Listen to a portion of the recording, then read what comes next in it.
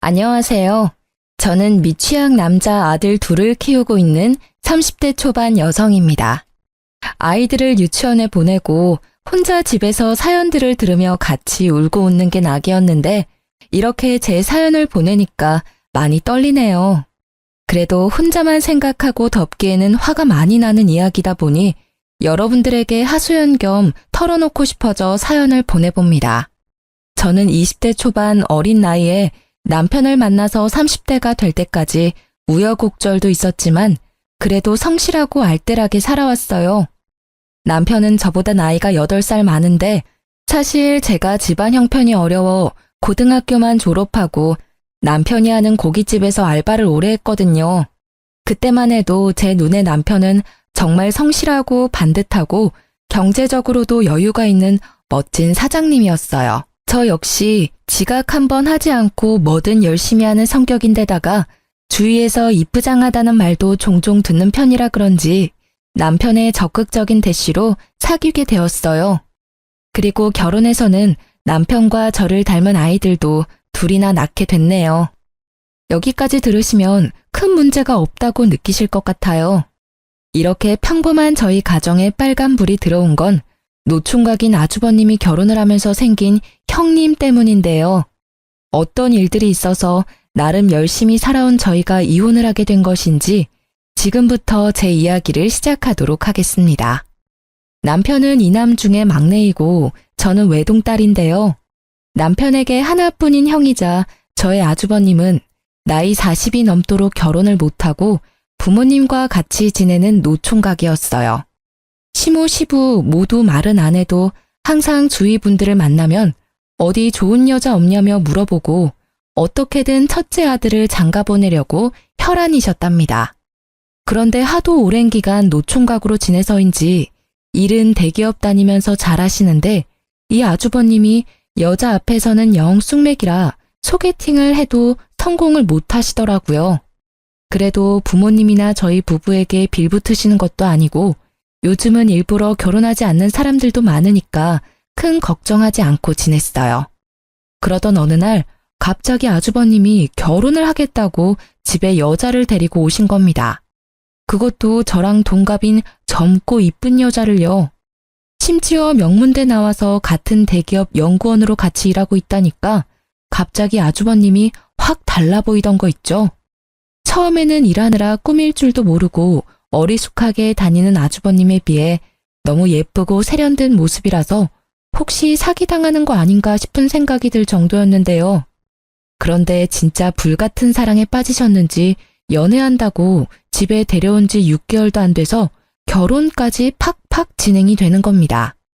그러다 보니 정말 우리 아주버님이 드디어 노총각 딱지 떼고 장가를 가시는구나 싶으면서 형님이 반갑게 느껴지기도 했어요. 솔직히 남편 집안이 좀 보수적인데 저는 나이가 어리기도 했고 어린 나이에 혼수 예단도 하나 못하고 시집을 왔기 때문에 신혼 초에 기가 죽어서 작은 일에도 눈치를 보면서 지냈거든요. 그래도 시간이 약이라고 아이들을 둘씩이나 낳고 나니 이제는 시부 시모 눈치도 안 보고 할 말도 좀 하고 그랬어요. 물론 여러분들이 보시기에는 여전히 소심한 모습이었겠지만요. 어쨌든 희한하게 제가 먼저 이 집에 시집을 온 사람이고 이제 새로운 사람이 집에 들어오는 거고 저처럼 눈치 볼 수도 있으니 잘 적응하고 지낼 수 있게 도와주고 싶은 마음이 생기더라고요. 남편한테도 괜히 이상한 말 꺼내서 눈치 주거나 장난치지 말라는 오지랖 쩌는 말까지 할 정도였어요. 그렇게 저 혼자 상상 형님 맞이를 하고 있던 중에 상견례 날이 됐습니다. 아주버님과 형님 둘 다 대기업에 다녀서 돈을 잘 벌어 그런지 근사한 호텔 음식당을 잡아뒀길래 신기해하며 들어갔어요. 저희 가족이 제일 먼저 도착해서 주위를 둘러보며 기다리는데 진짜 생화랑 도자기 같은 걸로 된 장식품들이 엄청 많고 조명이며 테이블 의자며 돈 냄새가 확 나더라고요. 아이들이 한창 뛰어다니며 노는 시기인데 하나라도 만져서 깨트리면 큰일 나겠다 싶어 식은땀이 줄줄 났어요. 그렇게 하지마 앉아 소리를 반복하면서 난리치고 있으니 시부 시모와 아주버님이 들어오고 연이어 형님네 가족들이 들어오면서 식사가 시작됐습니다. 형님 부모님은 지방에서 부동산 임대업을 한다더라고요. 아주버님처럼 성실하고 든든한 사위를 얻게 돼서 너무 기쁘다면서 웃는데 시모 시부 얼굴이 그렇게 환한 건 처음 봤습니다. 형님도 따로 메이크업과 헤어를 받고 왔는지 이날따라 너무 예뻤어요. 원래도 화려한 얼굴인데 옷도 트위드 투피스로 곱게 차려입으니 제가 봐도 연예인 저리 가라 할 정도로 세련됐더라고요. 저도 격식 갖추는 자리니까 나름 화장하고 꾸미고 갔는데 비교할 수 없이 화려한 형님을 보니 조금 주눅이 들었습니다. 게다가 한창 신혼집이니 예물이니 상견례 자리에서 할 만한 말들이 오고 가길래 저도 모르게 귀를 기울이게 됐는데요. 구두쇠 시모 시부가 귀한 딸 며느리로 보내주시고 형님에게도 우리 집에 시집와줘서 너무 고맙다며 예물은 자기들이 꼭 좋은 걸로 해주고 싶다고 하는 겁니다. 순간 듣는데 뭔가 가슴이 찌릿하더라고요. 그도 그럴 것이 저희 부부가 결혼할 때만 해도 제가 고졸에 친정도 못 산다는 이유로 무조건 간단하게 다 생략하고 넘어갔기 때문에 상견례도 동네 한식집에서 대충 하고 넘어갔거든요.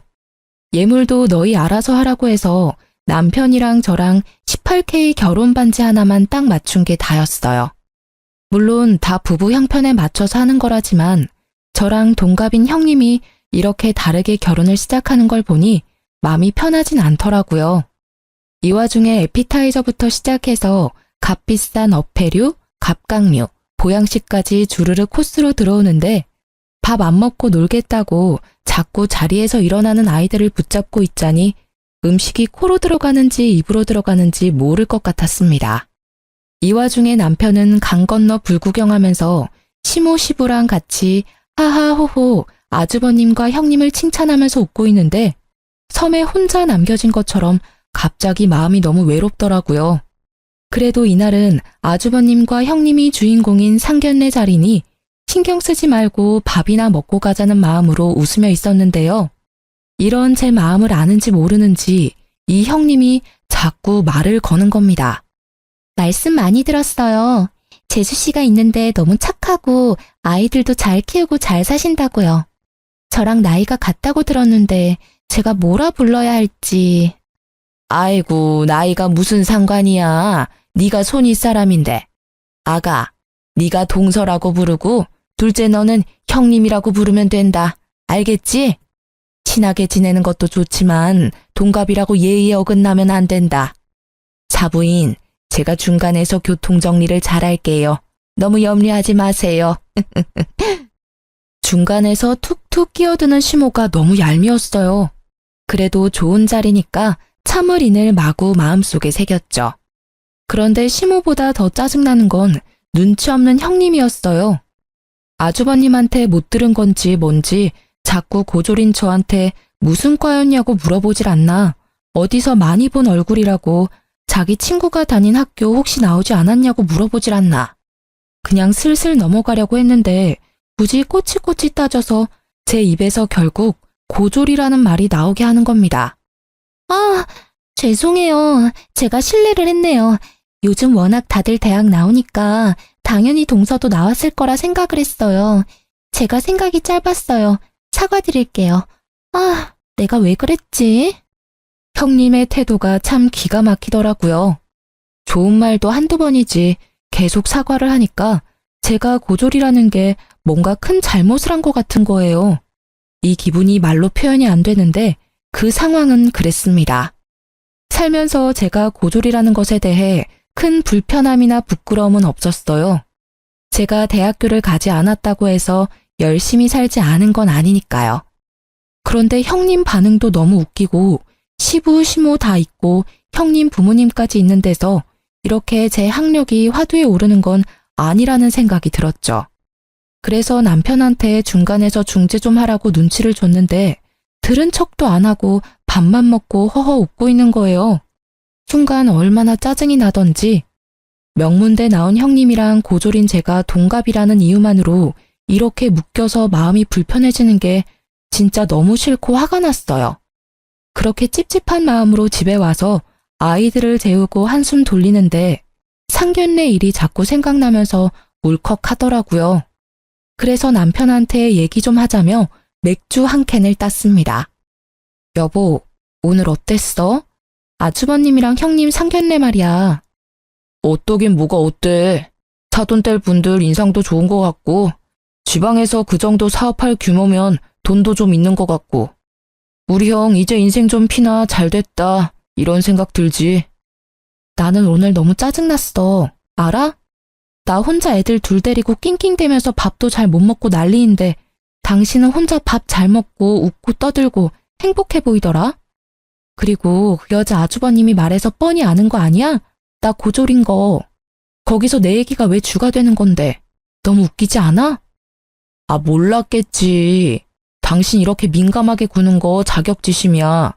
그리고 누가 밥 먹지 말랬어? 그러니까 내가 애들 장모님한테 맡기고 가졌잖아. 자기가 꾸역꾸역 애들 데리고 가놓고는 왜 나한테 그래? 맨날 무보수로 우리 엄마한테 애 맡기는데 미안하지도 않아 당신은? 내가 용돈 좀 드리자니까 당신이 한사코 말렸잖아. 엄마 허리도 아프고 손목도 아프고 애들 보느라 안 아픈 데가 없대. 우리 엄마 아빠도 그렇거든? 나이 들면 다 그래. 화가 나서 남편한테 상견례 때 짜증났던 일들을 말하다 보니까 평소에 남편에게 쌓였던 불만들이 같이 터졌어요. 남편이랑 고깃집을 같이 보느라 아이들 둘을 친정엄마가 자주 봐주셨는데 남편이 워낙 짠돌이라 눈치를 주는 탓에 용돈 한 푼 맘 편하게 챙겨드리지 못해 죄송했거든요. 그러다 보니 순간 나도 이렇게 살아서는 안 되겠다 싶고 형님처럼 대기업에 취직하지는 못하더라도 경제적으로 자립을 좀 해야겠다는 생각이 들었습니다. 그래서 학교 다닐 때부터 관심은 많았지만 형편 때문에 못했고 결혼해서는 아이들을 키우느라 미뤄두었던 파티쉐 공부를 해야겠다고 선언을 해버렸죠. 제 말에 남편은 쓸데없는 데 돈 쓰지 말고 가게 일이나 더 열심히 하라고 했지만 자극받은 저를 말릴 순 없었습니다. 평소에 아이들 등원시키고 가게 나가기 전에 쉬던 오전 시간에 학원을 다니면서 저도 제 삶을 좀 열심히 꾸려보기로 했어요. 시간이 흘러 어느 날 명절이었습니다. 형님은 일이 있어서 당일에 온다면서 저보고는 전날에 와서 음식할 리스트를 알려주더라고요.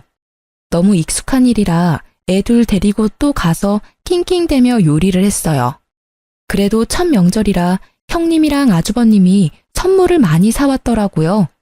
얼핏 봐도 명품 쇼핑백들이 한가득이라 돈 꽤나 썼네 싶었습니다.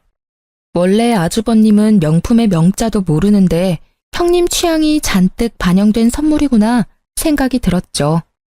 그렇게 제가 만든 음식으로 올린 다과상을 받아들고 가족들이 모여서 오손도손 이야기를 나누더라고요. 그것까지는 아무 상관이 없었는데 형님이 가족들에게 선물을 하나하나 나눠주면서 현타가 세게 왔습니다. 이상하게 제게 주는 가방이 제일 크더라고요. 시모랑 시부가 그걸 보고 너무 돈 많이 쓴 거 아니냐면서 걱정할 정도였고 저도 뭔가 싶어 조금 설렜어요. 그런데 선물의 정체를 알고 진짜 찝찝한 마음이 들더라고요. 형님이 조심스럽게 꺼낸 건 중고 명품 가방이었는데요. 다른 가족들에게는 홍삼이니 보약이니 명품 가방에 스카프를 줘놓고 저한테는 자기가 몇 번 안 든 거라면서 중고 가방을 준 거였습니다. 물론 저도 압니다. 명품은 중고라도 값어치 있다는 거. 그런데 잘 모르는 제가 봐도 손잡이며 바닥이며 흠집도 많고 떼탄 부분도 많아서 가치가 없겠더라고요. 아무리 좋은 거라고 해도 남이 쓰던 거라면 찝찝해하는 게 제 성격인데 상태도 완전 좋은 게 아니니까 싫었어요. 그래서 선뜻 받지를 않고 있으니까 형님이 눈치를 채더라고요. 아, 동서랑 잘 어울릴 것 같아서 들고 온 건데 제가 진짜 몇 번 안 쓴 거예요. 싫으세요? 제 스타일이 아니라서. 아니에요, 형수님. 이 사람이 명품 볼 줄 몰라서 그래요. 이거 딱 봐도 몇백 하는 거잖아요. 고마워요. 잘 쓸게요. 당신은 명품인데 무슨 스타일을 따지고 그래. 잘 알지도 못하면서. 왜 그래? 나는 취향도 없어. 형님, 마음은 감사한데 제가 쓸 일이 잘 없을 것 같아서 그래요. 감사히 받은 걸로 할게요. 둘째, 그만해라. 애써 신경 써준 사람 무한하게 받지도 않고 뭘 받은 걸로 한다 그러니? 그리고 헝거 줬다고 그러는 것 같은데 첫째가 나한테 미리 물어봤어. 그래서 내가 너는 알뜰해서 괜히 비싼 거 새 거 주면 부담스러워서 싫어한다고. 그냥 쓰던 거 헝거 줘도 된다고 내가 그랬다.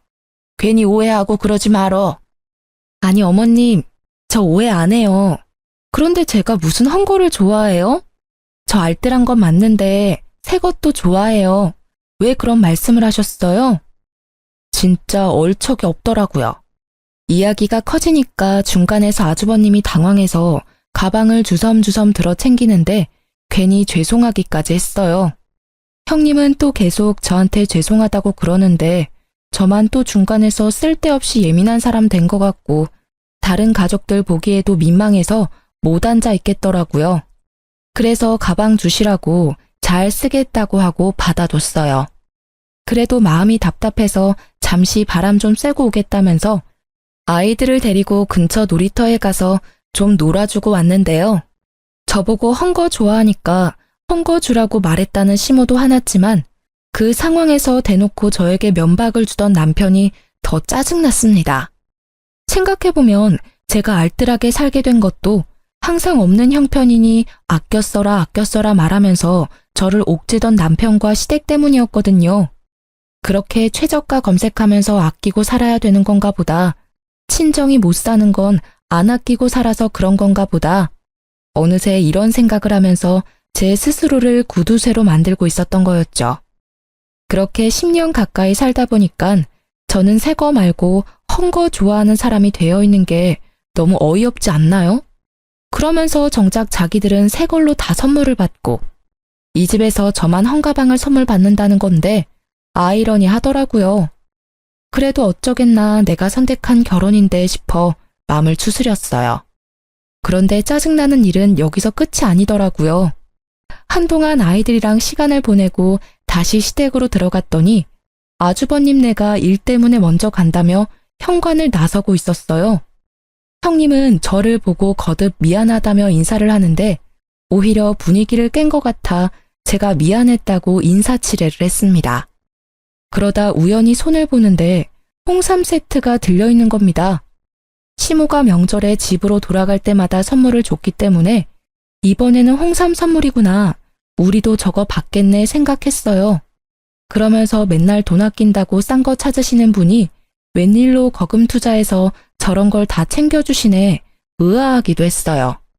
그런데 아주버님네가 집으로 돌아간 이후에 남편과 아이들이랑 저녁까지 먹고 일어나는 저에게 시모가 대뜸 치약 세트를 주는 겁니다. 순간 이게 뭐지? 싶어서 쳐다보고 있으니 시모가 입을 열었어요. 너 또 이상한 생각하는 거 아니지? 내가 다 생각해서 주는 거야. 너희 집 식구 많으니까 치약 잘 떨어질 거 아니야. 첫째 내는 머리 써서 일하다 보면 밥도 잘 챙겨 먹지 못하고 건강 걱정돼서 홍삼 줬다. 그러니까 또 질투하고 그러지 말라고.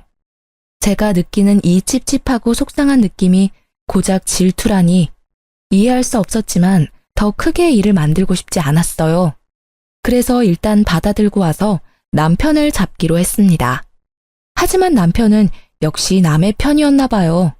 제가 아무리 대놓고 우리를 차별하는 거 아니냐고 속상하다 말해도 오히려 동서는 노총각 형을 데리고 간 귀한 사람이니 자기 엄마가 그렇게 부둥부둥 해줄만 하다면서 저보고 더 오래 시모랑 살아봤으니 무조건 이해를 하라는 겁니다. 그런데 생각해보면 저희도 그냥 마냥 노는 백수가 아니잖아요. 열심히 고깃집 운영하면서 얼마나 힘쓸 일이 많은데 누구는 홍삼 주고 누구는 치약 세트라니. 솔직히 시모가 예물 챙겨주고 신혼집도 무리해서 노후자금 당겨 큰 평수로 매매해주고 땅까지 형님네 주기로 약속했다는 이런 시시콜콜한 이야기는 저도 들어서 다 알고 있는 공공연한 비밀이었어요. 그래도 문제 삼지 않았던 건 남편이 말하는 대로 노총각 아주버님과 결혼해서 행복하게 살면 그만이라고 생각을 했기 때문인데 소소하게 저와 형님을 차별하고 질투한다고 여기게끔 만드는 상황들이 자꾸 벌어지니까 신경이 곤두서더라고요. 말이라도 한마디 따뜻하게 다독여주고 솔직히 말해줬다면 이렇게까지 속상한 마음이 들지는 않았을지 모르겠어요. 그래도 형님보다 10년 가까이 더 오래 살아온 가족이라고 생각을 했는데 이건 진짜 푸대접도 이런 푸대접이 없는 것 같았죠. 그런데 남편이란 놈도 제 입장은 하나도 생각 안 해주고 무조건적인 이해만 강요하고 있으니 욱하는 마음이 생겼습니다. 안 되겠다. 어머니가 나보다 더 알뜰하시잖아. 나 형님이 준 명품 가방 이거 어머니 드릴래. 무슨 소리야? 그걸 왜 엄마 줘? 너 쓰라고 준 거잖아. 이상한 소리 하고 있어. 주기만 해 진짜. 남편이 말리든 말든 제 귀에 들리지 않았어요. 그 길로 우체국에 가서 커다란 택배 박스에 형님이 준 중고 명품 가방을 넣고 제 옷장에 있던 낡은 원피스도 몇 장 같이 입으시라고 추려서 택배로 보내버렸습니다. 며칠 뒤에 시모가 전화가 와서 이게 뭐냐고 웬 거적대기를 보냈냐고 묻는데 진짜 웃겼어요. 어머니 필요하신 것 같아서 보냈다고 아직 입을만 하다고 하니깐 어버버거리시는데 뒷일이야 어쨌든 잘 입으세요 하고 전화를 끊었더니 그 뒤에는 연락이 없더라고요. 진짜 통쾌하고 속이 후련했어요. 그 사이 형님은 허니문 베이비가 생겼습니다. 이쁜 애가 하고 시모 입이 귀에 걸렸더라고요. 뭐 어쨌든 생명의 탄생은 항상 축복받을 일이라고 생각해서 진심으로 축하해주고 잘 지내라고 톡을 보내줬어요. 그런데 병원에서 유산기가 있으니 안정을 취하라 했다더라고요. 그래서 일까지 그만두고 집에서 쉬고 있다고 했습니다.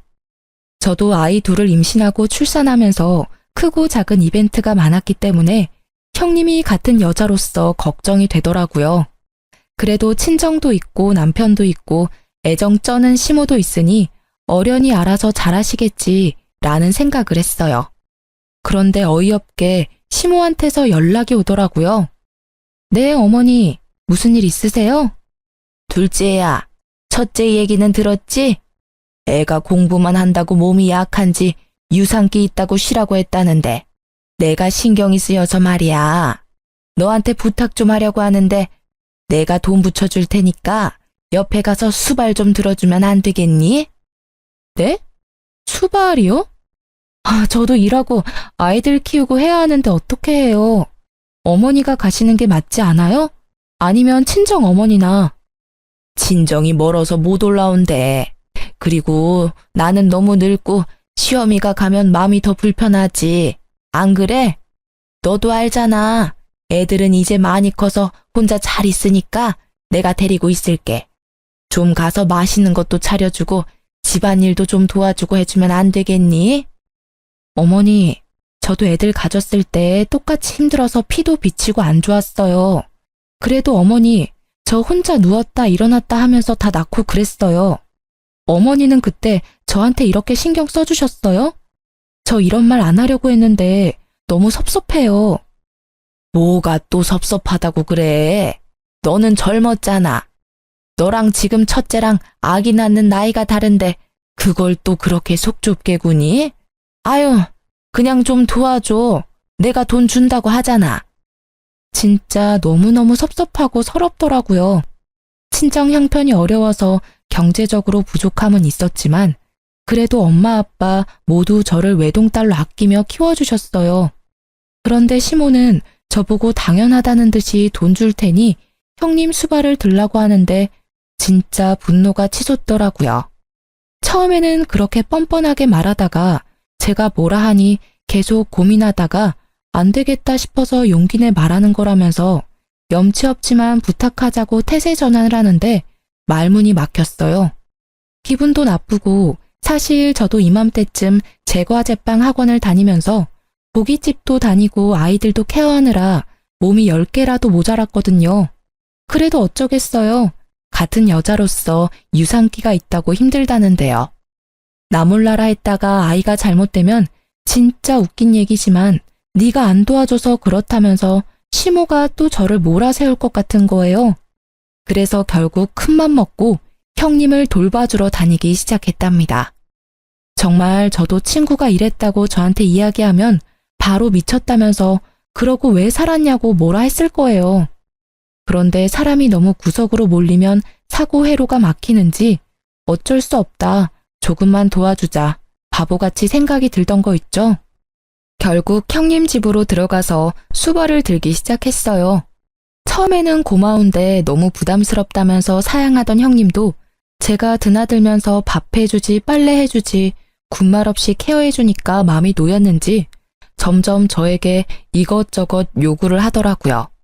심지어 요구사항이 점점 과해져서 저녁 다 먹고 갑자기 삼겹살을 구워달라고 하지를 않나. 하루는 한겨울이라서 꽤 추웠는데 갑자기 참외가 먹고 싶다는 겁니다. 동서, 나 진짜 미안한데 참외 좀 구해줄 수 있어요? 나 원래 참외 싫어하는데 이상해요. 봉봉이가 먹고 싶나 봐요. 참외요? 지금 백화점에도 참외 없을 텐데. 뭐 다른 건 안 돼요? 귤이나 딸기나 이런 거. 제철 과일 먹으면 더 좋다고 하더라고요. 지금 다른 거 말고 참외가 너무 먹고 싶어서. 어렵겠죠? 아, 왜 이러지? 갑자기 눈물이 나는데.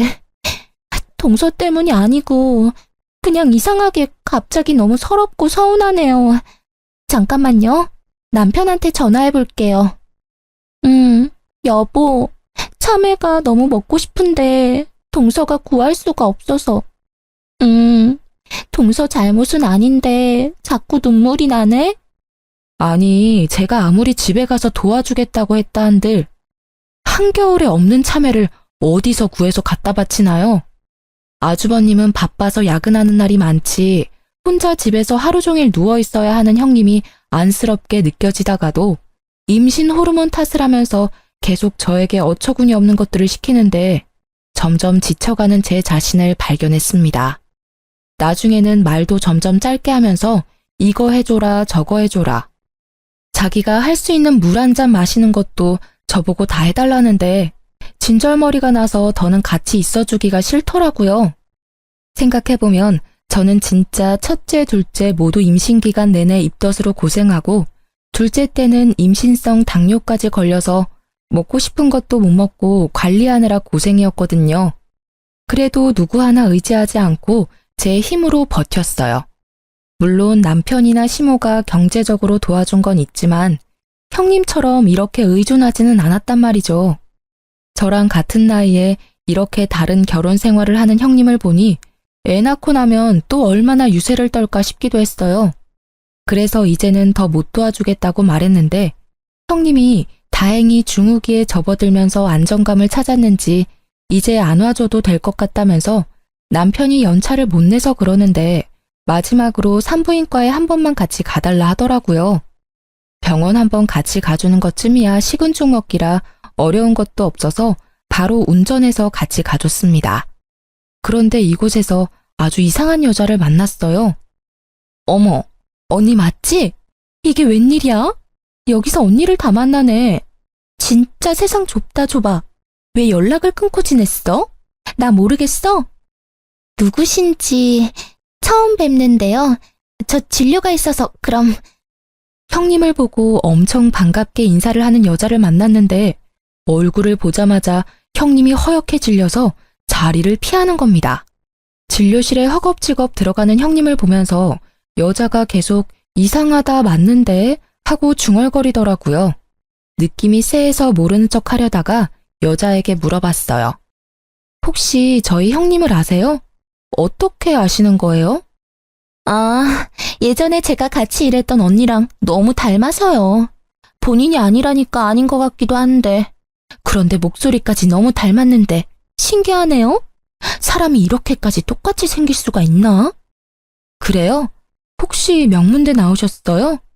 아니면 땡땡전자 다니세요? 아니요. 아, 저분은 명문대 나와서 땡땡전자 다니시나 봐요. 에이, 그럼 제가 아는 사람은 절대 아니겠네요. 사람 잘못 봤나 봐요. 저 아는 사람은 그런데 다닐 위인이 아니거든요. 천천히 일해서 돈 버는 건 절대 못해요. 한 번에 확 당겨야지. 제가 초면에 별 얘기를 다 하네요. 그럼 안녕히 가세요.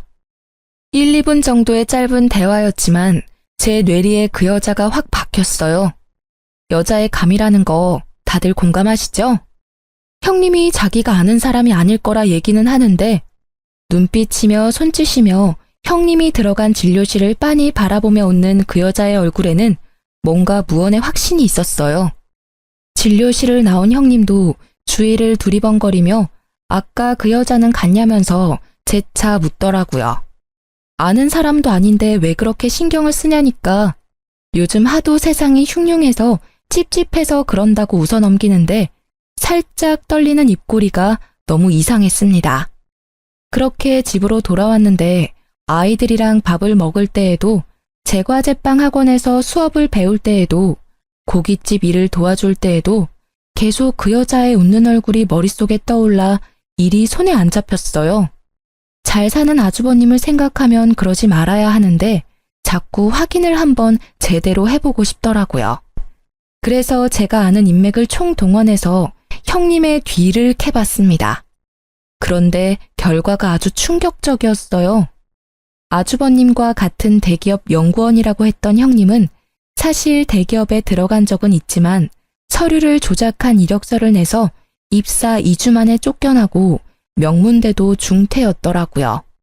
심지어 과거 SNS 기록을 뒤지니 대학교 다닐 때 스폰을 받은 이력도 있는 꽃뱀이나 다를 바 없었습니다. 이제야 인사한 지 6개월 만에 번갯불에 콩 구워 먹듯이 빨리 진행된 결혼이 이해 갔습니다. 오래 질질 끌었다가는 시모시부기에 진실이 들어갈까 두려웠던 거겠죠. 사실을 알게 된 이상 저는 가만히 있을 수가 없었어요. 저 혼자 감당하기는 힘들어서 남편에게 바로 털어놨죠. 그랬더니 들은 척도 안 하면서 TV나 영화를 너무 많이 본 거 아니냐고 정신에 병이 있는 거 아니냐면서 저를 타박하는 겁니다.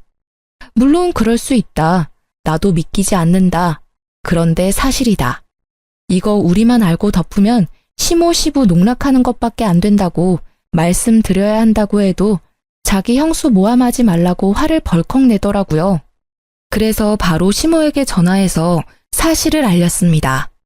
나서지 말까 싶기도 했지만 정황상 아주버님은 사실을 모르고 결혼하셨으니까 가족이라면 모른 척해서는 안 되고 그럴 수도 없었어요.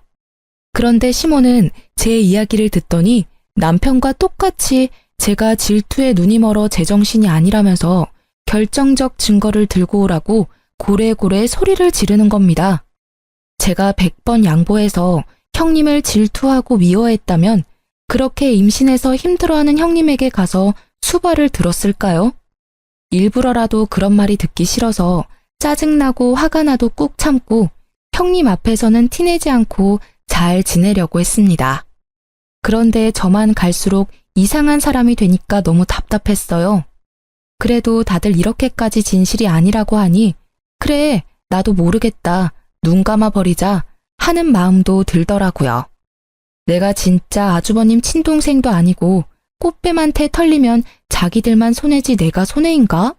내 아이들한테 피해만 없으면 돼 마음을 꾹 참아보기로 한 거죠. 10달 채워 아기를 낳았습니다. 저는 그동안 얼굴을 보면 못 참을 것 같아서 일부러 시댁이랑 왕래하지 않고 지냈는데요.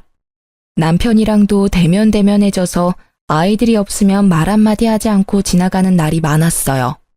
정말 제가 뭘 잘못한 것도 아닌데 별나고 이상한 사람 취급을 하니까 저도 마음이 많이 상해서 아이들만 보고 지냈던 것 같아요. 그래도 아이를 낳았다니까 가만히 있기는 어렵더라고요. 이혼한 사이도 아닌데 가족이 출산을 했으니 축하한다고 이야기는 해주고 선물이라도 해줘야 하는 거잖아요. 저는 바보같이 이때만 해도 그런 게 예의라 생각했습니다. 바보처럼 착한 아주버님을 생각해서요. 그래서 100일 잔치를 한다기에 예쁜 옷도 사서 포장하고 빠듯한 형편이지만 돈까지 뽑아서 봉투에 넣어뒀어요. 당연히 가족들을 모아서 하는 100일 잔치인데 남편이랑 아이들도 가길래 저는 당연히 간다고 생각했어요. 그런데 제가 준비를 마치고 아이들과 남편 차에 타려는데 남편이 정색하면서 같이 가려고? 떨떠름하게 묻는 겁니다. 무슨 소리야? 나도 가야지. 난 가족 아니야? 아니, 그게 아니라 솔직히 당신 형수님 별로 안 좋아하잖아. 그런데 괜히 좋은 날 가서 깽판이라도 치면 나도 더는 당신 실드 쳐주기 힘들어. 그냥 집에 있어. 당신 무슨 소리야? 내가 무슨 깽판을 친다고 그래? 나 아무 말도 하지 말래서 몇 달 동안 가만히 있었잖아. 그런데 내가 무슨 시한폭탄도 아니고 왜 나를 못 잡아먹어서 그래? 그렇게 무서우면 무서울 일 하지 말고 살았어야지. 지금 나를 이렇게 몰아세우는 게 맞는 거야? 아, 당신 요즘 너무 이상해졌어. 제정신 아닌 것 같다고. 솔직히 애들 당신이랑 같이 생활하는 것도 안 좋은 영향 줄까봐 너무너무 걱정될 정도야. 알아? 그냥 오지 말고 집에서 잠이나 자. 정말 제 말은 하나도 듣지 않고 믿지 않는 남편에게 실망했습니다. 그러면서 저를 무슨 정신병자 취급을 하는데 내가 왜 이렇게 살아야 하나 화가 치솟더라고요. 그래서 진짜 미친년이 뭔지 보여주기로 했습니다. 당신들이 그렇게 원하는 결정적 증거 내가 꼭 찾아줄게. 기다려. 뭔 소리야, 또. 아휴, 아무튼 집에 있어라. 우린 간다. 가자, 얘들아. 엄마가 머리가 많이 아프대. 병원 가야 돼, 병원. 아휴. 남편이랑 아이들을 형님네 아기 100일 잔치에 보내고 바로 집에 돌아와 예전에 받았던 형님 관련 자료를 뒤졌어요. SNS를 타고 들어가서 형님의 옛날 친구를 찾았습니다. 딱 봐도 하류계 쪽에서 일하는 것 같았는데 몇 달 전에도 연락할까 말까 하다가 아주버님 생각해서 참았거든요. 그런데 나만 병자로 몰아가는 남편과 시모를 보니 너무 빡쳐서 더는 참을 수가 없겠더라고요. SNS 메시지를 남기니 생각보다 빨리 답이 왔어요. 알고 보니 형님은 과거의 친구나 지인 남편, 지인 남친들을 꼬셔서 사기치고 돈까지 뜯은 후에 잠수 타는 게 특기였더라고요. 자기도 당했다면서 그때 파혼하고 남자 기피증이 생겨서 아직 이렇게 사는데 그녀는 결혼해서 애까지 낳았냐는 겁니다. 그날 밤 집으로 돌아온 남편에게 이게 결정적 증거 아니냐면서 메신저를 하나씩 보여줬는데 반응은 여전히 차가웠어요. 이런 게 다 사기야, 사기. 왜 모르는 사람 말을 더 신뢰해? 형수님, 우리 이제 가족이잖아. 언제까지 이렇게 질투할 거야? 나 질투 아니야. 너무 억울해. 여기 봐. 형님 얼굴 사진이잖아. 형님 이야기 맞는데 왜 나보고만 아니라고 해? 난 안 믿어, 못 믿어. 제발 그만 좀 해. 진짜 확 정신병원 보내버리기 전에. 뭐라고? 형수님은 자기가 임신했을 때 도와주러 와서 옷도 많이 두고 갔다면서 하나도 안 버리고 모아뒀다고 오히려 세탁 못해서 미안하다더라. 자기가 그때 와서 많이 도와줬다고 평생 못 잊을 거래. 어떻게 이런 사람을 그렇게 모함하고 헐뜯어? 남편의 뒷말은 하나도 들리지 않고 정신병원 보내버린다는 말이 가슴에 비수가 돼서 꽂혔어요. 어떻게 자기 아내 말은 하나도 믿어주지 않고 듣기 싫고 일 만들기 싫다는 이유로 병원에 보내버린다고 큰 소리를 칠 수 있는지 남편에게 온갖 정이 떨어지더라고요. 더는 같이 살기가 싫었고 이렇게 제가 애먼 사람 헐뜯고 모함하는 사람으로 아이들 기억에 남기 싫었습니다. 그래서 내가 잘못했다면서 반성하겠다고 거짓으로 말하고 기다렸다가 시댁의 아주버님과 형님 그리고 저희 식구가 다 모여 밥 먹는 날에 맞춰 SNS 속 형님 친구에게 주소를 알려줬어요. 언제든 복수해주겠다면서 자기한테 소재지만 좀 말해달라고. 깜빵 가도 되니까 그년 가만 안 두겠다고 벼르던 여자였어요. 화기애애한 분위기에서 밥을 먹고 있는데 시간 맞춰 여자가 왔습니다. 누구세요? 야 이년아, 여기 숨어 있었어? 내 인생 나락 보내버리고 너 혼자 이렇게 평생 잘 살 수 있을 거라 생각했니? 내 남편이랑 천년만년 살 줄 알았더니 이렇게 또 호구 한 명 잡았어? 내 돈 내놔, 내 돈! 그러자 여자가 엄청난 힘으로 문을 열고 형님의 머리채를 잡아 끌었습니다. 벙찐 아주버님을 뒤로 하고 시모가 형님을 보호했어요. 그러자 그 여자가 시모 머리채까지 끌어서 내던지고 형님 뺨을 세차게 연거푸 때리더라고요. 남편이랑 시부가 놀라서 여자들을 뜯어 말리는데 도저히 힘에 부치자 저보고 멍청하게 가만히 서 있지 말고 112에 신고하라면서 저러다 형님 죽겠다면서 뭐라 하는 거예요.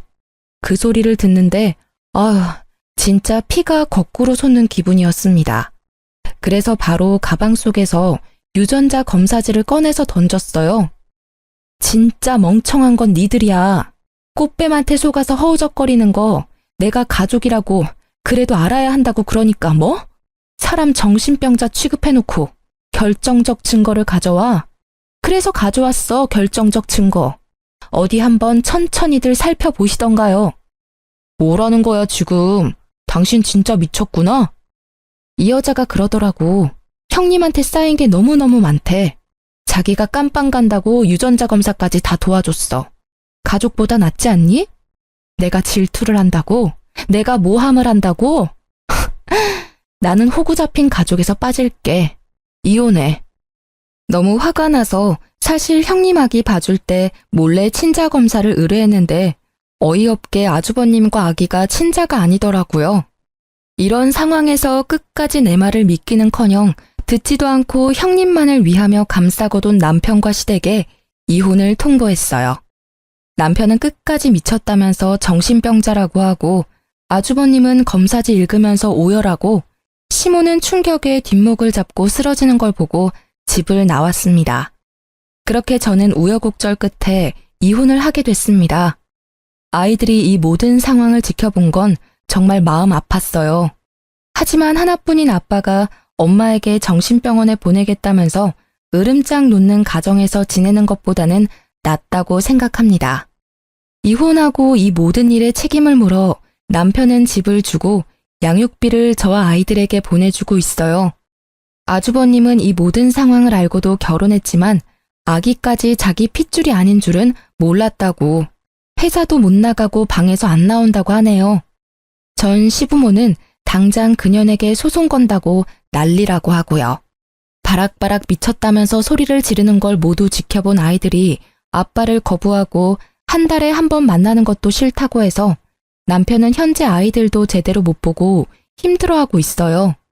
이게 다 진짜 충언을 듣지 않고 질투니 모함이니 저를 깎아내리기 바빴던 업보라고 생각합니다. 이제 제가 할 일은 항상 즐겁고 밝은 것들만 보여주면서 아이들이 겪었던 충격을 어루만져주는 것이겠죠. 그래서 남편이랑 싸우고 자극받아 신청했던 제과제빵 학원을 모두 이수하면서 기술을 터득했고 남편한테 받은 위자료로 작은 베이커리 카페를 열게 됐어요. 크지는 않지만 제가 워낙 성실하고 알뜰한 성격이라 아이들 둘 양육하면서 살기에는 모자람이 없을 듯하네요. 어쨌든 이혼하고 나서 제 하루하루는 너무나 편안합니다. 더는 나 혼자 답답하고 속상해하지 않아도 되고 이상한 가족들의 이상한 편애에 갇혀 자존감 떨어지는 삶을 살지 않아도 되니까 이걸로도 저는 정말 만족한답니다. 왜 진작 알을 깨고 나올 생각을 하지 못했는지 내 자신이 가장 소중하다는 걸 이제야 알겠어요. 정말 친한 친구들에게조차 선뜻 말하기 힘들었던 이혼 과정인데 이렇게 익명의 힘을 빌려서 털어놓고 나니 막혔던 속이 확 풀린 듯 시원하네요. 앞으로 제 앞날을 많이 응원해주세요. 감사합니다.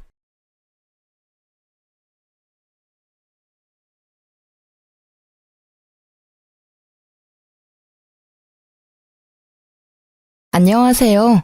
2살 된 아들이 있는 30대 이혼녀입니다. 최근에 정말 웃긴 일이 하나 있어서 여러분들께 들려드리고자 글을 쓰게 되었네요. 말이 씨가 된다는 아주 유명한 구죠? 저는 그 일이 실제로 일어날 줄은 꿈에도 몰랐는데 말이 씨가 된 순간을 여러분과 함께 공유할 테니 다소 답답하시겠지만 끝까지 들어주셨으면 좋겠어요. 저는 결혼만 하면 저희 부모님처럼 행복하게 살 줄 알았어요. 워낙 사이가 좋으셔서 그런 가정을 저도 이룰 수 있을 거라 막연하게 생각했죠. 그런데 이혼하고 보니 평생을 한 사람만 바라보고 사는 건 정말 어려운 일이라는 걸 새삼 느끼네요. 이혼에 대한 후회는 없어요. 아마 남편과 같이 살았으면 지금쯤이면 화병이 나서 어떻게 되었을지도 모르겠다는 생각이 듭니다. 아들을 갓 출산했을 때였어요. 시어머니와 신우는 갓 태어난 아들을 처음 보며 이런 말씀을 하셨습니다. 어머, 애가 왜 이렇게 못생겼어? 눈도 쫙 찢어지고 코도 납작한 게 엄마 닮았나 보네. 우식이는 태어났을 때부터 잘생겼는데. 그러게, 새언니랑 똑같이 생겼다.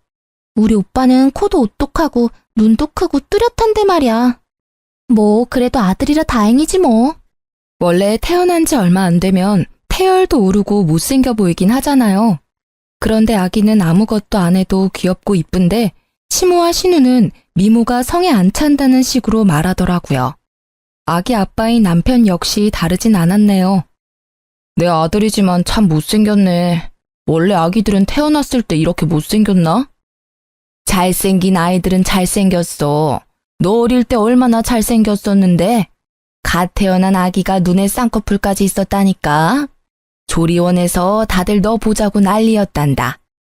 우리 아들 안 닮은 거 보니까 눈, 코, 입 다 엄마 닮았나 보네. 그나저나 산후조리원 나와서는 어떻게 할 거니? 회사에서 출산 휴가를 3개월 받았으니 그 기간까지는 제가 보고 회사 복직하면 어린이집에 보내든지 베이비시터를 구하든지 하려고요. 얘 좀 봐라. 이제 100일 된 아기를 어떻게 남의 손에 맡기니? 너는 요새 뉴스도 안 봐? 그렇다고 회사를 관둘 수도 없잖아요. 솔직히 우리 회사만큼 워킹맘들 생각해주는 회사도 없다고요. 아니면 어머니께서 아기를 좀 봐주시겠어요? 무슨 그런 끔찍한 소리를 하니? 나는 절대 아기 못 본다. 너 친정엄마 있잖아. 친정엄마한테 맡기면 되지. 왜 나한테 아기를 맡겨? 꿈도 꾸지 마라. 시어머니는 제가 회사에 복직할 때 베이비시터나 어린이집에는 보내지 말라고 하시면서 아기를 맡길 생각은 추호도 하지 말라고 못 박으셨습니다. 사실 시어머니는 공무원이셨던 시아버지를 만나 평생을 전업주부로만 사셨고 시아버지가 돌아가신 지금은 연금을 받으며 편하게 생활하고 계세요. 반면 저희 엄마는 아빠와 함께 일식당을 운영하고 계시거든요. 그러니 친정엄마한테 아기를 맡긴다는 것은 생각조차 하지 않았습니다. 아, 그런데 저희 부모님은 지금 식당 일만으로도 힘드세요. 요새 허리도 안 좋아지셔서 맡기긴 더 힘들고요. 그래서 출산 휴가 끝나면 어린이집 보내거나 베이비시터 고용할 거예요. 여보, 아무리 그래도 말도 못하는 아기인데 남의 손에 맡기기 불안하지 않겠어? 뉴스 보면 무섭던데. 그럼 당신이 육아휴직 쓰는 건 어때? 그쪽 회사도 육아휴직 있지 않아? 에이, 섭섭한 소리 하네. 중소기업에서 남자가 육아휴직 쓰면 책상 빼야 해. 휴직 끝나고 오면 내 자리 사라진다고. 우리 회사에서 복지는 꿈도 못 꿔.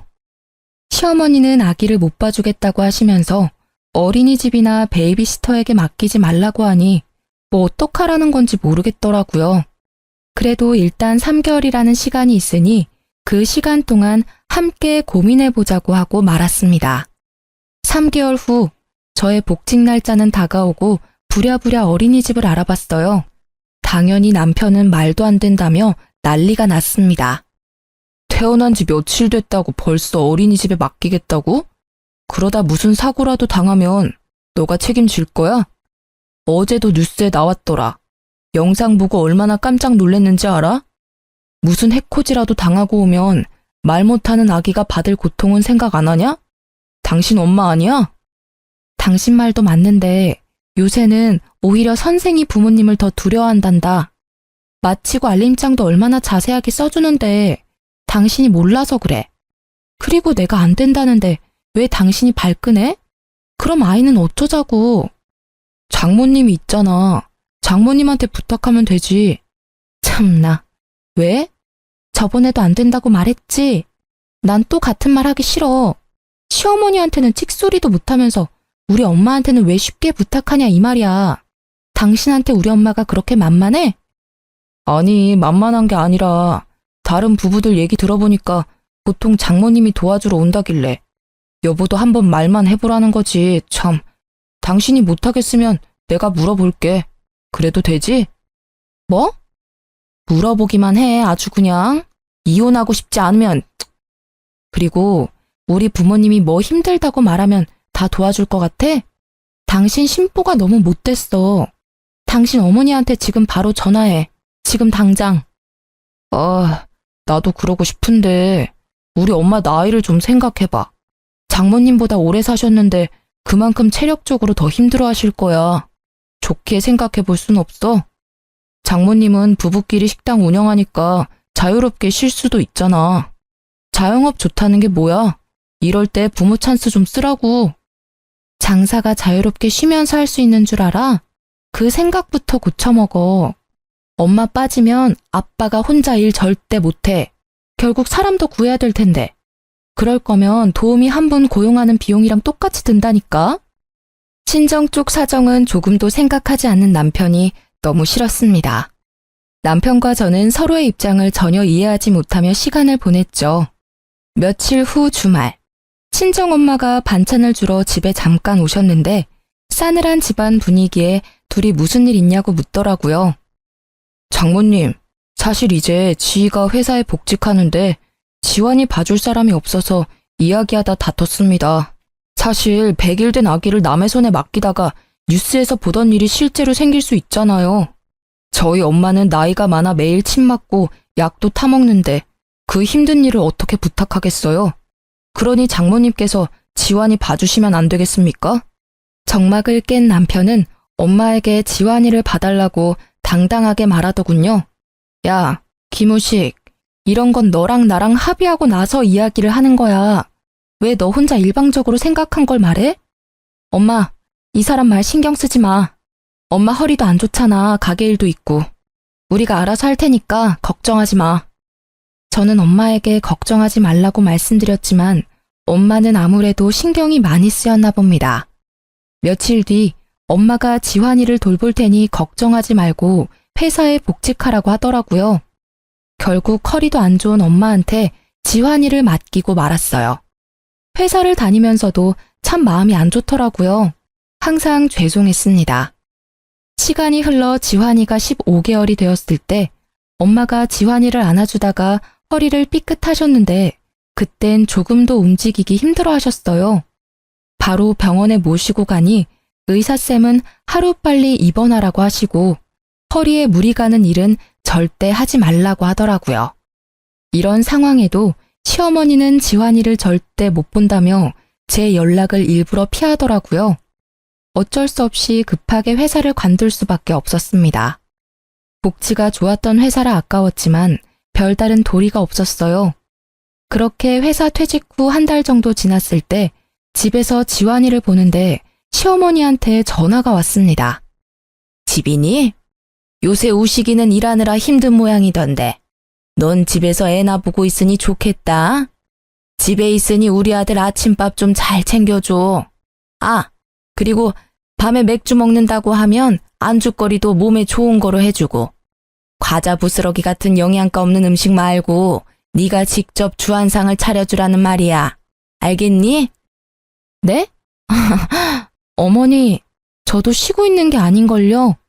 지환이가 워낙 활발한 아이라서 저 혼자 독박 육아하는 게 좀 힘드네요. 저녁엔 아이 재우고 체력이 없어서 주한상까진 힘들 것 같아요. 저번에 남편이 과자 좋아하길래 많이 사놨는데 어머니한테 과자 싫다고 하던가요? 예, 독박 육아라니. 혹시라도 경고하는데 우리 아들 피곤하니까 퇴근해서 육아 떠맡길 생각하지 말거라. 넌 오전 오후 애 보는 게 쉬는 거지 꼴랑 하나 있는데 정신없다니. 아주 우습다 우스워. 나 땐 말이다. 애 2~3명 동시에 키워야 엄마 소리 듣는 시절이었다 이 말이야. 어머님도 참. 그 시절 얘기를 왜 저한테 하세요? 그렇게 애 보는 게 쉬우면 어머님이 봐주시지 그러셨어요. 그럼 저도 일 안 그만둬도 됐을 텐데요. 뭐? 내 나이가 몇인데 손주를 봐달래? 아휴, 그리고 지환이가 좀 유별나니? 우리 우식이는 아기 때도 엄청 얌전하고 우는 법이 없었는데 지환이는 아기 때부터 목청만 커서는 아무래도 유별난 게 널 쏙 빼닮았나 보다. 그건 그렇고 너 이번에 퇴직금 나왔니? 저 퇴직금이요? 나오긴 나왔어요. 잘 됐다. 너 회사 일한 지 10년 넘었다고 그랬지? 그럼 퇴직금이 적지 않겠네. 너 다니는 회사 퇴직금 많이 주는 회사 아니니? 3천만 원은 넘지? 그 정도는 되죠. 그런데 왜요? 그럼 퇴직금 그대로 나한테 좀 보내줘봐. 시엄마도 엄연히 엄마인데 줄 수 있지? 네? 그게 무슨, 제 퇴직금을 왜 드려야 하죠? 이건 저희 부모님한테도 못 드리는 돈인데요. 한두 푼도 아닌 돈을 왜 쉽게 달라고 하시는지 이해가 안 되네요. 못 들은 걸로 하겠습니다. 어머, 얘 웃긴다. 잘 만들어 놓고는. 아닌 게 아니라 이번에 네 신우가 결혼하잖니. 너 설마 우리 아진이 결혼할 때 축의금 안 낼 건 아니지? 암튼 결혼할 때 혼수로 돈 1,000은 우습게 깨질 텐데 돈 나올 구멍이 있어야지. 그럼 일단 신혼집에 가전제품으로 1,500만 원이 필요하다는데 그거 먼저 좀 보내줘라. 싫어요, 어머니. 왜 이렇게 간단히 말하세요? 제가 10년 넘게 일한 대가로 받는 돈이에요. 퇴직금 뜻을 모르는 건 아니죠? 그리고 아무리 가족이라도 저희 가정을 위한 일이 아니라 신우 개인을 위한 일이잖아요. 솔직히 아가씨가 직접 모아서 결혼해야죠. 요즘 누가 부모님 돈을 바래요? 본인이 직접 모은 돈으로 시집가는 게 맞죠. 모르는 소리 한다 얘는. 아니 축의금은 어차피 너가 내야 될 돈인데 그거 대신 하라는 게 그렇게 따박따박 대들 일이니? 그렇게 안 받는데 너 참 무서운 애구나. 더 말하기 싫다. 아진이 결혼 선물한다고 생각하고 2,000만 원만 좀 다오. 퇴직금 다 달라고 하려다가 깎아준 거니까 더 이상 말 대답 좀 하지 말고. 아가씨는 저 결혼할 때 백수라서 축의금 10만 원 낸 게 전부였어요. 이런 아가씨한테 퇴직금을 축의금으로 내라니 이게 말이 됩니까? 그러나 시어머니는 맡겨둔 돈을 찾는 사람처럼 당당했죠. 원래 결혼식 축의금은 받은 만큼 보내는 거예요. 신우가 딱 10만 원 했으니 저도 10만 원 내겠습니다. 원래 더 내려고 했는데 이렇게 말씀하시니 기분 나빠서 더 넣기도 싫네요. 뭐? 야, 너 지금 나 무시해? 내가 그렇게 하라면 할 것이지 며느리가 시험이 무서운 줄 모르고 바락바락 대드는 거 봐. 세상에 나같이 시집살이 안 시키는 시어미도 없을 거다. 여지껏 편하게 살아서 모르나 본데 이제라도 가르쳐주리? 애정한 년 같으니 처음부터 마음에 안 들었는데 이렇게 뒤통수를 치는구나. 에휴, 끊거라. 여러분, 이게 욕까지 들을 일인가요? 퇴직금을 신우 혼수자금에 전부 보태라는 시모의 성화에 내가 잘못 시집왔구나. 그런 생각이 처음으로 들었습니다. 얼마 뒤 아가씨의 결혼식 날이 되었습니다. 축의금을 10만 원 하려다가 그래도 그건 아닌 것 같아 50만 원을 냈어요. 솔직히 50만 원이면 적지 않은 돈이잖아요. 하지만 신우 결혼식 다음 날에 또 불같이 전화가 왔습니다. 나다. 너 어떻게 우리 딸 결혼식에 축의금을 딸랑 50만 원을 하니? 적어도 100, 아니지 200은 해야 할 것 아니야? 솔직히 아가씨는 제 결혼식에 10만 원밖에 안 했잖아요. 전 그보다 5배나 많이 냈는데요. 이 정도면 충분한 거 아닌가요? 요새 같은 고물가 시대에 50만 원이면 뭐 하나 제대로 사지도 못해. 그리고 너는 가족끼리 뭘 그렇게 하나하나 다 따져대니? 가족인데 축의금 200만 원도 못 해줘? 그러는 아가씨는 제 결혼식 때 왜 200만 원 못 해줬는데요? 저번에도 말했잖아. 그때 우리 아진이 회사 안 다니는 힘든 시절이었다고. 그러니 그땐 그게 최선이었어. 누가 들으면 저 아직도 회사 다니는 줄 알겠네요. 아가씨 백수인 건 보이고 저 백수인 건 안 보이세요? 저도 지금 백수예요. 지금 한 푼이라도 아껴가며 살고 있다고요. 그리고 저번부터 왜 자꾸 퇴직금 탐내세요? 제가 싫다고 분명 말씀드렸잖아요. 제 돈이니까 어머님이 왈가왈부 하실 권리는 없는데요. 뭐? 그 권리? 가족이면 네 돈이 내 돈이고 내 돈이 네 돈이고 그러는 거지. 안 그러냐? 그럼 어머니 돈도 제 돈인가요? 이제부터 어머니 돈, 남편 돈 제가 막 써도 되는 거예요? 허락 없이? 됐다. 말을 말자. 어휴, 내 팔자야. 시어머니는 답답해하시며 전화를 끊으셨습니다. 이 모든 내용을 옆에서 다 듣고 있던 남편은 무슨 일이냐고 물었어요. 저는 숨길 것도 없고 잘못한 것은 더더욱 없다는 생각에 시어머니가 한 말들을 다 이야기했습니다. 그랬더니 아주 시어머니랑 똑같은 말을 하더라고요. 넌 아진이가 축의금 10만 원 한 게 불만이라는 거야? 아니, 우리가 돈이 없는 것도 아니고 여보 퇴직금도 많이 받았잖아. 그럼 그 돈으로 좀 보태줄 수 있는 거 아니야? 엄마가 2천만 원 달랬으면 다는 못 줘도 1,000만 원 정도는 줄 수 있잖아. 액수가 중요한 게 아니야. 이건 성의의 문제라고. 당신은 시댁이 만만해? 면전에다 대고 칼같이 거절하는 며느리는 당신밖에 없을 거다. 우리 엄마가 편하게 대해줘서 어려운 줄도 모르고, 에휴. 뭐? 성의의 문제라고? 그럼 당신이 지금이라도 신우한테 1,000만 원 해주던가. 가족이잖아. 왜 내 퇴직금으로 성의를 보이려고 해? 해주고 싶은 사람이 해줘야지. 어휴, 진짜 답답하다. 쫌생이 마냥 돈 있는데 쓰지도 못하고. 뭐? 쫌생이? 야, 와이프한테 생활비도 제대로 못 주는 남편이 뭐 쫌생이? 세상 천지에 너같이 무능력한 남편도 없어. 바랄 걸 바래야지. 사실 남편은 2달 넘도록 생활비 통장에 돈을 채워두지 않고 있었어요. 이유를 물어보면 그때마다 두루뭉실하게 대답을 회피하더라고요. 회사 사정이 안 좋다느니 무급이라느니 말도 안 되는 소리를 늘여놓고 있었죠. 다행히 제가 결혼 전 모아둔 돈이 꽤 되는 편이라 크게 생계가 위협되진 않았습니다. 하지만 몇 달이 지속되고 모아둔 돈은 점점 떨어져 가는데 걱정이 왜 안 되겠어요. 남편에게 대놓고 생활비를 넣으라고 하면 자리를 피하더라고요. 그런데도 퇴직금을 신우 혼수자금에 보태라는 말을 하다니 속에서 천불이 났지만 그땐 차마 이혼이라는 큰 결정을 내리긴 힘들었죠. 며칠 뒤 집에서 지환이를 보고 있는데 시어머니한테 전화가 왔습니다. 솔직히 어머님이 또 이상한 소리를 할까봐 전화를 거절했는데요. 아주 받을 때까지 걸 생각이신지 5분 동안 전화기가 쉴 새 없이 울렸습니다. 덕분에 지환이가 낮잠에서 깨버렸죠.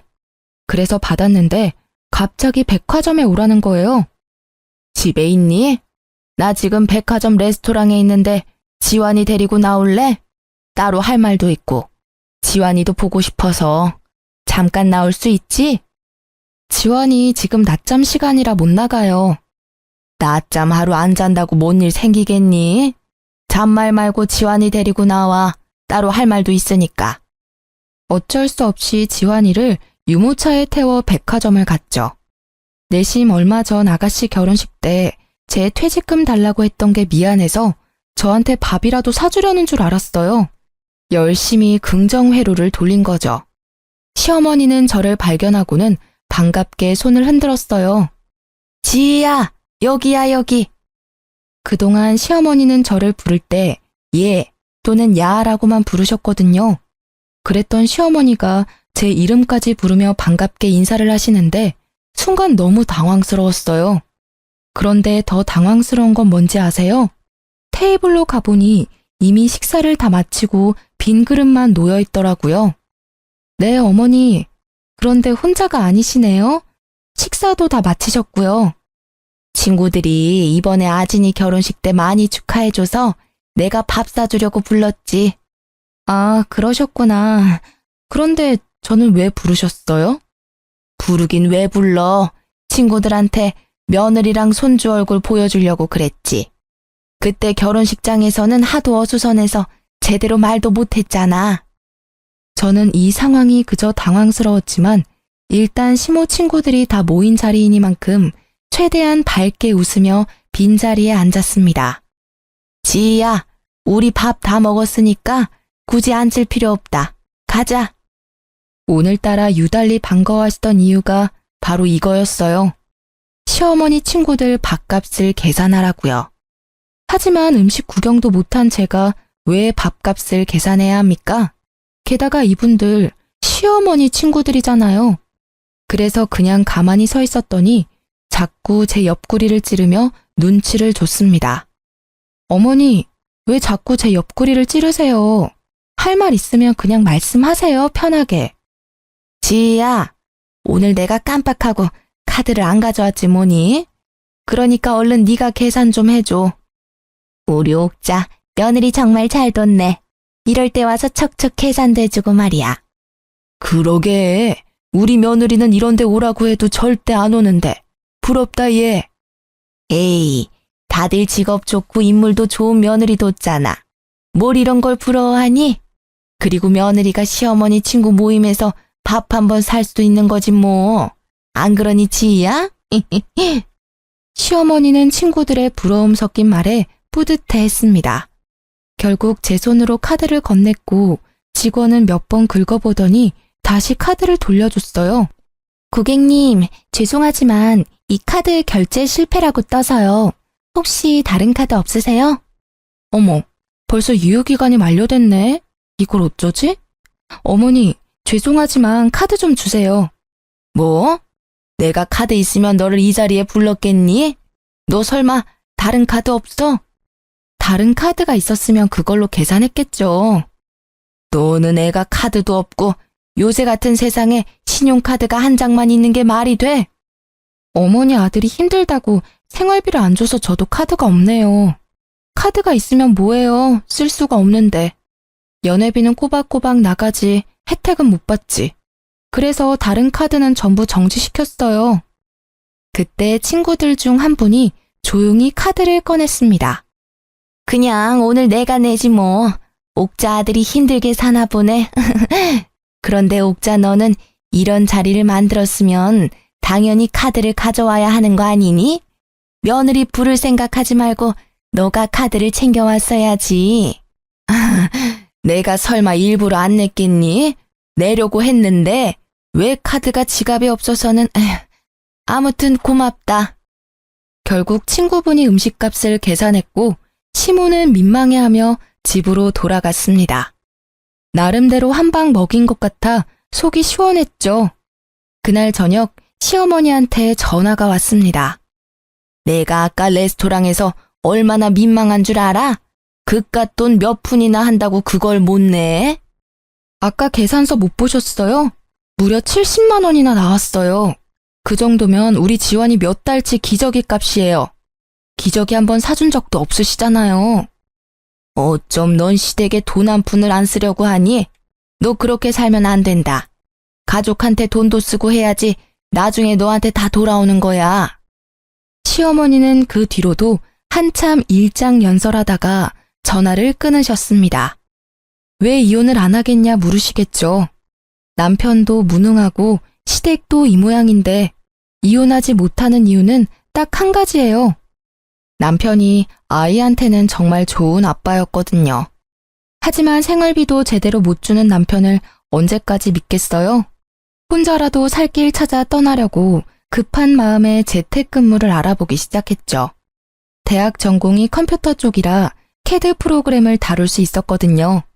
경력이 있어서 그런지 다행히 재택으로도 손쉽게 자리를 구했습니다.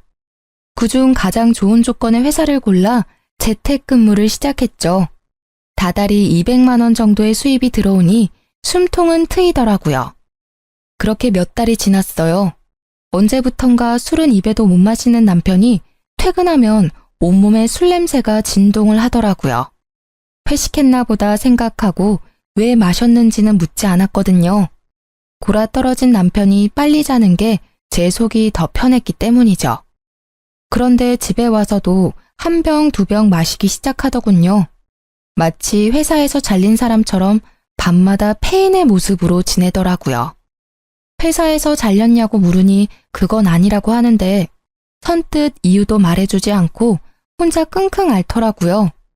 뭔가 큰일이 생긴 것 같아서 남편이 말해줄 때까지 잠자코 기다렸어요. 남편은 숙취 때문에 다음날 지각을 하기 시작했고 더 이상 이건 아니다 싶었죠. 결국 당장 이유 말 안 해주면 집 나가버릴 거라고 말했더니 정말 충격적인 말들을 꺼내기 시작했어요. 예전에 병근이네 어머니 돌아가셔서 장례식장 갔던 거 기억나지? 그때 오랜만에 본 고등학교 동창 중 하나가 글쎄 전업으로 주식 투자해서 대박 났더라고. 공부도 못하고 어리버리했던 그 친구가 대박 나는 걸 보니 나도 충분히 할 수 있을 것 같아서 주식을 좀 했어. 주식? 그걸 왜 했어? 뭘 얼만큼이나 넣어놨는데. 처음에는 약간 수익이 나서 돈을 많이 넣었는데 그 주식이 이번에 상장 폐지가 됐어. 그래서 지금 월급이며 모아둔 돈 다 날렸어. 게다가 대출까지 받아서. 대출? 미쳤어? 해도 정도껏 해야지. 주식으로 우리 지환이 정말 잘 살게 해주고 싶었어. 내가 항상 그랬잖아. 너한테 돈 많이 줄 테니까 조금만 기다리라고. 대박이 날 줄로만 알았지 내가 이렇게 될 줄 알았겠어? 휴지 조각 될 줄 알았으면 아진이한테도 이야기 안 했겠지. 아가씨? 아가씨는 왜? 아진이한테도 주식 투자하라고 말해서 같이 투자했어. 아진이도 대출 받으면서 투자한 거라 손실이 엄청 커. 들어보니까 매일 매제가 이혼하자며 싸우고 있다더라. 그러니까 말인데 너가 있는 돈 좀만 줄 수 없을까? 그래도 퇴직금도 있을 거고 돈도 조금씩 벌고 있잖아. 너도 그러고 너네 엄마도 그러고 왜 자꾸 내 퇴직금을 내놓으래? 그 돈으로 지환이 대학교 보낼 거야. 그건 나중 일이잖아. 일단 지금 당장 급한 불부터 끄고 보자. 나 좀 살려주라. 뭘 살려줘? 야, 솔직히 네가 그동안 나한테 생활비를 줬냐? 아니면 대출 받을 때 말이라도 했냐? 상의도 없이 네 혼자 그랬으면서 뭘 나한테 돈을 빌려달래. 난 못 줘. 다음날 일어나 보니 남편은 이미 출근했는지 집에 없었고 거실에는 술병이 어지럽게 놓여 있더라고요. 한숨을 푹푹 쉬며 치우고 있는데 시어머니한테 전화가 왔습니다. 지희야, 잘 지냈니? 다름이 아니라 너 요새 집에서 돈 벌고 있다며. 네?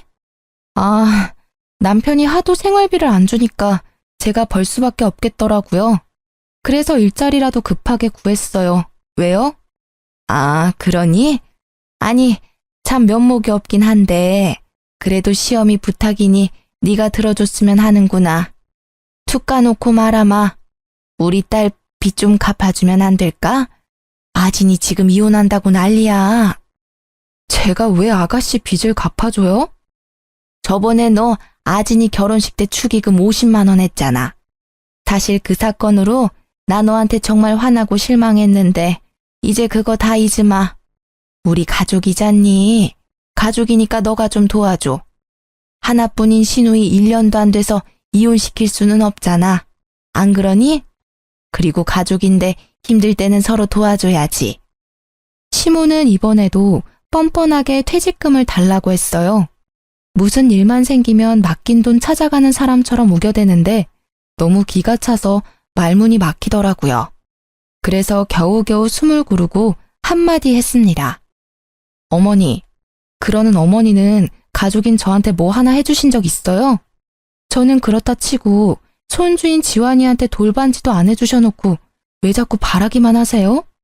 자꾸 그렇게 남들한테 바라시기만 하면 어머니 나중에 머리 다 벗겨져요. 그러다 대머리 된다고요. 시모는 제 말에 자신이 언제 그랬냐며 화를 버럭 내더니 그냥 전화를 끊어버리셨습니다. 그리고 이것은 불행의 서막이었어요. 우려했던 일이 일어나고 말았죠. 회사에서도 매일 주식창 확인한다고 핸드폰만 보고 숙취로 결근과 지각을 반복하던 남편은 결국 회사에서 잘렸습니다. 백수가 되고 돈도 다 잃어버린 남편은 더 열심히 술만 찾았고 신우와도 매일 싸웠어요. 당연히 저랑도 매일 싸웠고요. 사람이 점점 변해가는 게 눈에 보였습니다. 그러던 어느 날이었습니다. 저녁 먹고 설거지를 하느라 부엌에 있는데 거실에서 지환이 울음소리가 들렸어요. 가보니 남편은 아들을 다그치다 못해 끓어오르는 분노를 그대로 표출했는지 아이가 엉엉 울고 있었습니다. 아이 머리를 보니까 폭이 빨갛게 나 있었죠. 지금 뭐 하는 거야? 당신 왜 화내? 애 머리는 또 왜 이렇고? 나 술 먹는데 지환이가 자꾸 와서 보채잖아. 살짝 밀쳤더니 쇼파 다리에 머리 좀 박았어. 근데 그거 가지고 애가 저렇게 울잖아. 너무 화가 났지만 일단 지환이가 크게 다쳤을지도 모르겠다는 생각에 그대로 아이 안고 병원으로 달려갔어요. 다행히 큰 이상은 없었습니다. 그러나 집에 돌아온 아이는 남편만 보면 경기를 일으켰고 남편은 더 짜증을 내기 시작했어요. 지 엄마 닮아서 그런가 애가 왜 이렇게 예민한지 몰라? 너도 너무 오냐오냐 키우지 마. 그러니까 애가 이렇게 된 거 아니야? 지환이가 뭐 어디가 어때서? 그리고 지환이 이러는 거 다 당신 잘못이잖아. 거실에서 혼자 술 먹는 게 자랑이야? 아이가 뭘 안다고 다그치길 다그쳐. 얼마나 아프면 울었겠냐고. 당신 아이 아빠 맞아? 진짜 너무 실망이다. 내일 술 깨면 또 까먹겠지. 또 나만 억울하고. 안 그래? 이혼하자. 생활비도 안 주고 아빠 노릇도 못하는 너랑은 같이 살 의미가 없어. 뭐? 이혼? 이혼이 무슨 애들 장난이야? 아니, 장난이 아니라 몇 년 전부터 생각해온 진심이야. 네가 남편으로서는 빵점이지만 그래도 지환이와는 잘 놀아주니까 참고 또 참았어. 그런데 오늘 네 행동 보니 안 되겠다. 옆에 내가 지금 뭐래? 말 다 했냐고, 어? 확 그냥. 남편은 분을 참지 못해 제게도 손을 올리려 했고 깜짝 놀라 아이를 감싸 안고 맨발로 도망쳐 나왔습니다. 갈 곳이 친정밖에 없더라고요. 친정 부모님께 모든 상황을 다 말씀드리고 이혼할 준비를 하겠다고 밝혔죠. 다음 날 아침 부모님은 시장에 가시고 저와 지환이만 친정에 있는데 누군가 대문을 세게 두드렸어요. 문을 열어보니 시어머니였습니다. 너 어제 우식이한테 이혼하자고 했다며? 우식이 지금 회사 잘리고 돈 없다고 헤어지자는 거야? 너 요새 프리랜서로 잘 나간다며? 네가 번 돈으로 우리 아들 좀 먹여 살리면 되지.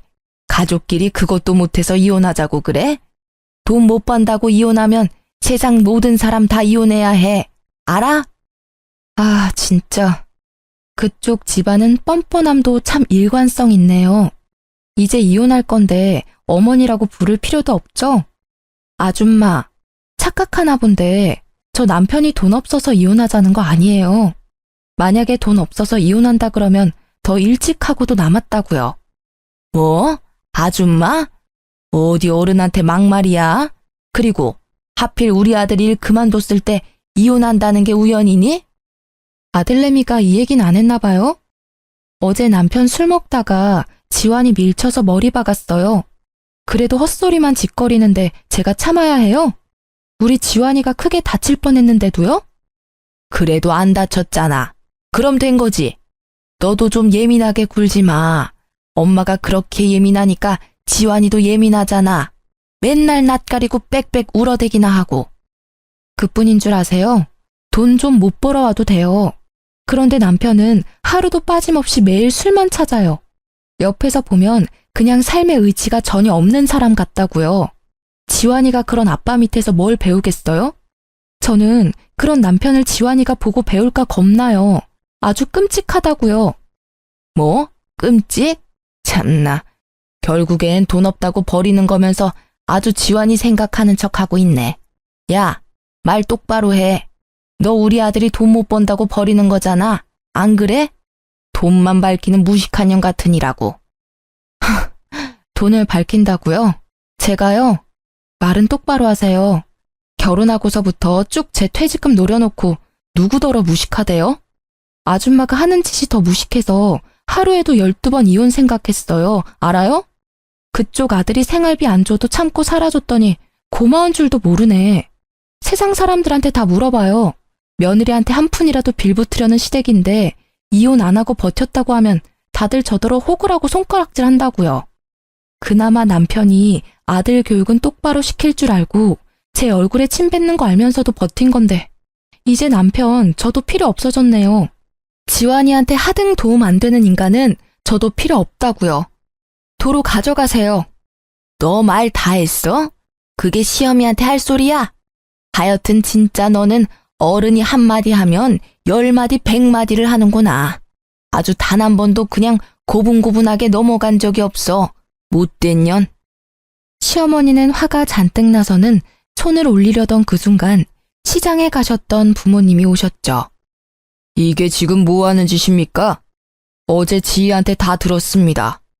갖다부타 말할 것도 없고 둘이 이혼시키겠습니다. 그러고 그쪽은 뭘 잘했다고 여길 쫓아와 큰 소리야 큰 소리는. 당장 이 집에서 나가.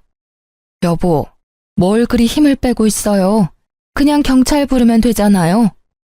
엄마는 빠르게 경찰을 불렀고 결국 시어머니는 경찰의 손에 끌려갔습니다. 그날 오후 바로 남편에게 이혼 서류를 보냈지만 역시 이혼에 합의를 안 해주더라고요. 그래서 남편에게 합의 안 해주면 이혼 소송을 하겠다고 했습니다. 이혼 소송? 야, 이혼 소송이 어디 쉬운 일인 줄 아냐? 솔직히 내가 바람을 핀 것도 아니고 어디 가서 아이를 만들어 온 것도 아닌데 어떻게 이혼해? 이혼하는 게 어디 쉽게 될 것 같아? 증거도 없는데 판사님이 네 편을 들어줄 것 같아? 그래? 아무리 그래도 길고 짧은 건 대봐야지. 우리 한번 소송까지 해서 아주 진흙탕 싸움 한번 해보자. 기대해. 남편은 아주 당당한 표정으로 소송까지 가도 별 소용 없겠다고 했지만 사실 저에겐 숨겨둔 증거가 있어요. 친정엄마가 지환이를 돌볼 때쯤 혹시 모를 사고를 대비해 거실 TV장 위에 홈캠을 설치해뒀었죠. 그땐 남편도 동의했는데 그게 지금까지 작동될 줄은 아마 몰랐을 거예요. 제가 퇴사하면서 필요가 없어졌으니 쉬운 줄 알고 있더라고요. 제 짐을 빼면서 숨겨둔 카메라를 몰래 가져와 확인해보니 아주 선명히 녹화되어 있었어요. 남편이 혼술하는 장면부터 제가 지환이를 데리고 병원에 뛰쳐가는 모습까지도요. 그리고 어디에선가 생활비를 못 받은 것만으로도 이혼 소송이 가능하다고 들었거든요. 그래서 전 기세등등하게 소송을 걸었고 1년 반 만에 남편이 보낸 위자료를 받고 이혼이 성립되었죠. 매달 양육비도 받아야 되고 아이 교섭권 때문에 시댁 사정을 종종 듣게 되는데요. 전 신우는 주식으로 돈 다 날리고 매일 싸우다가 이혼당했답니다. 그리고 전 남편은 이전 회사에서 근태불량으로 회사에 잘렸다는 소문이 거래처까지 쫙 나서인지 여전히 일을 못 구하고 있는 상태고요. 솔직히 전 남편 학력이며 경력이 그렇게 형편없는 수준은 아닌데도 그 어디서도 면접 보러 오라는 연락도 없다고 하네요. 그리고 어제 전 남편이 뜬금없이 사진 한 장을 보냈더라고요. 보니까 전 시모 뒤통수 사진 같았는데 머리가 군데군데 비어있고 중앙에는 커다란 땜빵도 있어서 솔직히 보기 흉했습니다. 원래 머리숱이 없기는 한 이 정도까진 아니었거든요. 아무런 말도 없이 사진 한 장 보낸 의도가 궁금해서 결국 전 남편에게 전화를 걸고 말았네요. 갑자기 이걸 왜 보내? 내가 누군지 모를 것 같아? 뭐 어쩌라고. 사실 우리 엄마 나랑 아진이 둘 다 이혼당하고 회사도 못 구해서 많이 걱정하셔. 스트레스 받아서 그런지 탈모가 아주 심하게 와서 머리가 이 지경까지 되어버렸네. 그래서 말인데 우리 엄마 가발 좀 하게 돈 좀 줄 수 없을까? 솔직히 엄마도 여자인데 이런 머리로 다니는 건 너무 수치스럽잖아. 게다가 이제 여름도 다가오는데 매일 털모자 쓰고 다닐 수도 없고. 저는 그 말에 올라오는 웃음을 참지 못하고 터뜨렸습니다. 꼴 좋네. 왜 그냥 그대로 다니지. 아깝게 뭐 또 돈을 들이려고 해. 너네 돈 없잖아. 하다 이제 가발 구걸하는 너네 모습 보니까 너무 웃겨서 말이 안 나온다. 너네 엄마가 탈모가 오던 아예 대머리가 되던 내 알 바 아니지. 아주 속이 시원하네. 공짜 좋아하더니 진짜로 머리가 벗겨질 줄은 꿈에도 몰랐다. 아예 대머리가 되면 더 좋을 것 같아. 그럼 절에 들어가시라고 그래. 아, 너네 다 빡빡 밀고 다 같이 들어가면 되겠다. 너네 공짜 좋아하잖아. 안 그래? 이참에 산에 들어가서 정신 수양도 좀 해. 옛말이 아주 틀린 말은 아닌가 봐. 공짜 좋아하면 머리 벗겨진다더니 아니다. 말이 씨가 된 건가? 저는 겨우 웃음을 참고 할 말 다 해줬네요. 이혼하고도 지 엄마 가발 하나 맞추게 돈 좀 달라는 전 남편이 세상 천지에 어딨나요? 그래도 벗겨진 모습 눈으로 보니 사이다 마신 것처럼 속이 시원했네요. 제 말이 틀린 말은 아니니까 전 남편도 딱히 뭐라 하지는 못하더라고요.